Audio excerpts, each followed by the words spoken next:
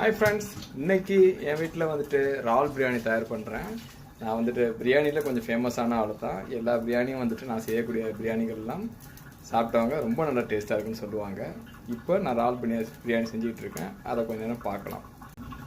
பிரியாணி மூடியை திறக்க போகிறேன்.